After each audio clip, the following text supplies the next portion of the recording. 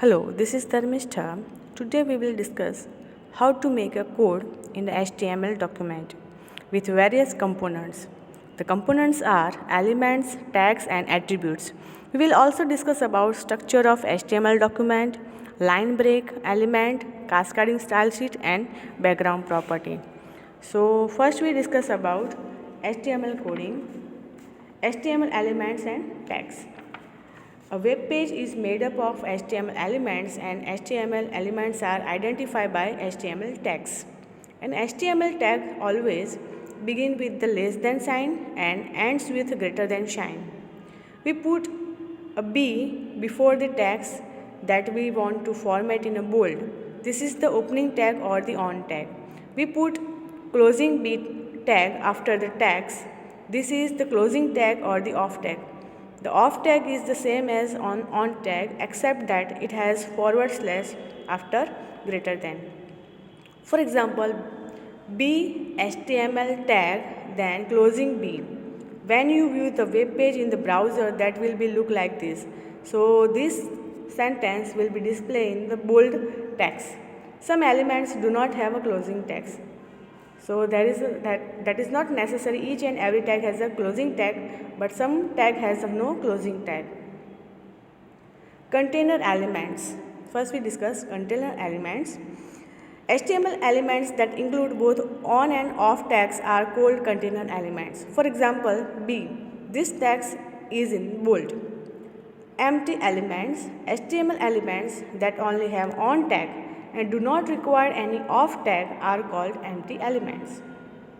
For example, BR tag, which is used to give a line break, does not require closing tag.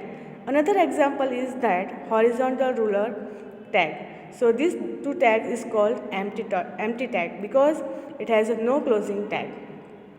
Then HTML attributes. Attributes means it gives extra information about elements. They are always specified inside the start tag and have a name value pair.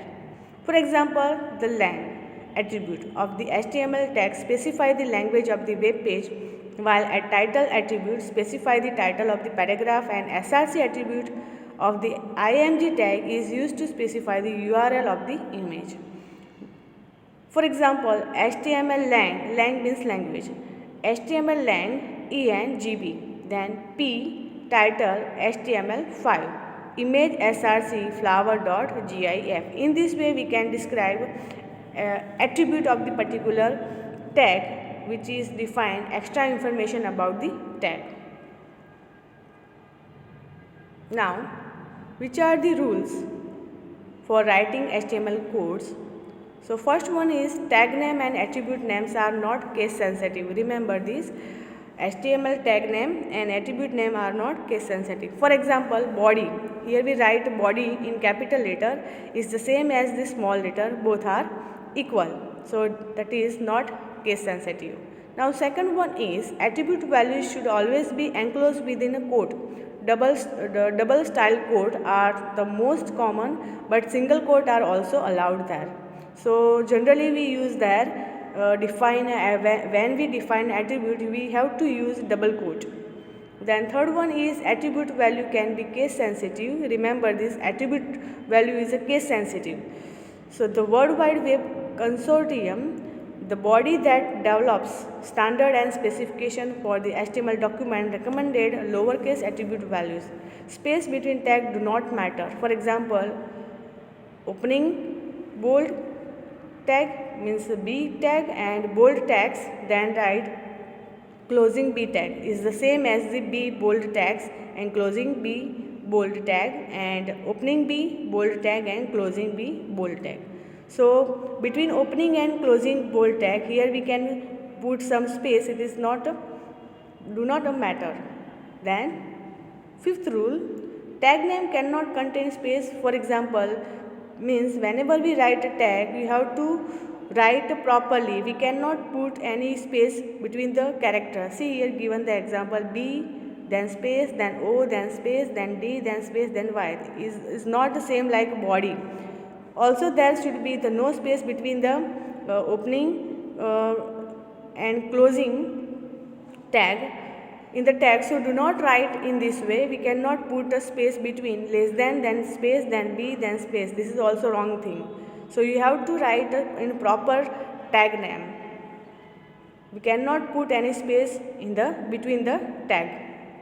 Then element can be nested. For example, if we want to italicize and tag, also make it bold, we can write in this way. So first we write B tag means bold tag, then E means italic, then correct order of the tags means closing I tag, then closing bold tag. We have two proper in this way. First we open B tag, then open I tag, then close I tag is necessary, then close B tag. How you are following is incorrect. Suppose you write in this way, B tag, then I tag, then incorrect order B tag and I tag. You have to use that first of all I tag, then after B tag. I means italic and B means B tag. So in this proper way, in a nested form, you write your tags. These are the rules for HTML document. You have to follow this, and then after you will create a proper HTML document. Then structure of an HTML document. Whenever we start any HTML document, you have to follow the structure of the HTML tag. Then after you will create a proper program in a HTML document. So an HTML document contains two distinct parts, head and the body. The head section contains information about the document, and the body section contains everything that is displayed on the web page. It includes tags and graphic, etc. So doc type HTML, these are the structure. Then HTML tag, then head tag, then opening title tag, then closing title tag, then after again close head tag, then open body tag, then type a required thing and contain, then close body tag, and then after close HTML tag. This is the structure. You have to follow this and then make a program. Now first we discuss about doc type HTML element. This element is the starting element in the HTML document and specify the type of the document. It is an empty element and does not have a closing tag. The HTML element is written after the document HTML element and define the document as the HTML file. It is a container element. The document start with an HTML and HTML document. Then HTML element contain only head and body element, then in turn can contain another elements. Now the head element is a container element and include identification and additional information about the document. Most of these is not displayed. Then title element. The title element has the title of your web page. This is the title that is displayed in the title bar when you view the page in a browser. It is a container element. Each head element should contain title element. Remember this, each head element should contain title element. Then body element. The body element has main content of your web page is include tags, images, etc. So in this way we have to follow the structure, and what is the use of particular element, here we describe it, and then you can use in a program. Now like break element. The browser does not recognize formatting in HTML tags. Remember this. So if you want to start a new line, you need to insert the line break with the BR tag. This element has no end tag, so this is the empty element. So suppose you want to line break in a particular paragraph, you have to use this BR tag.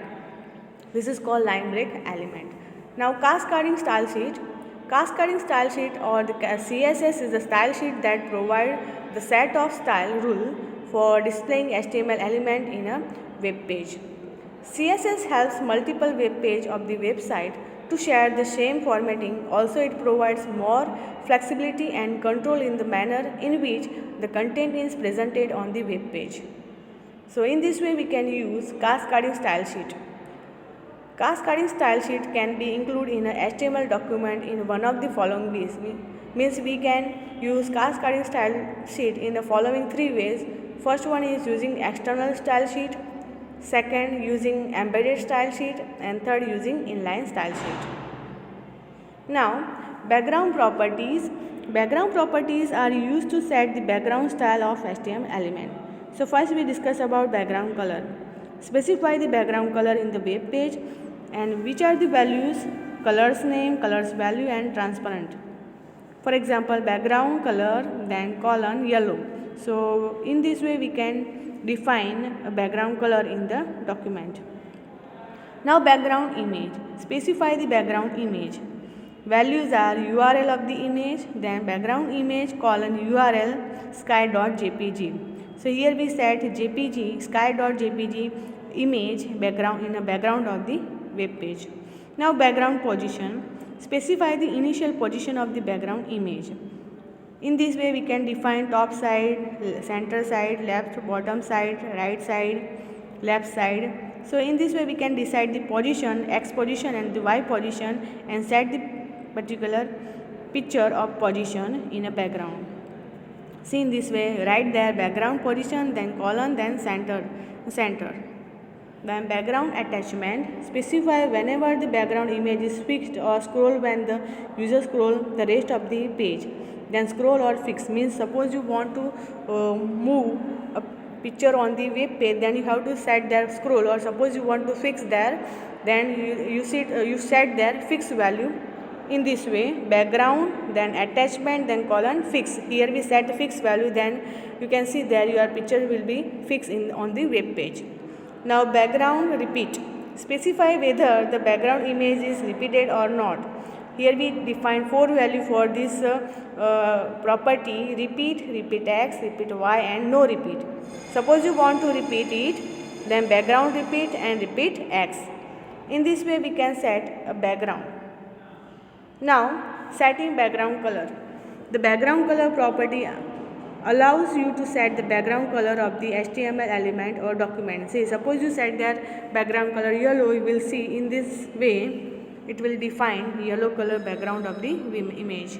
Now suppose you want to set images, you can enhance the background of the HTML document by adding a picture in the background using the background image property. So you will see this type of output by defining background image property.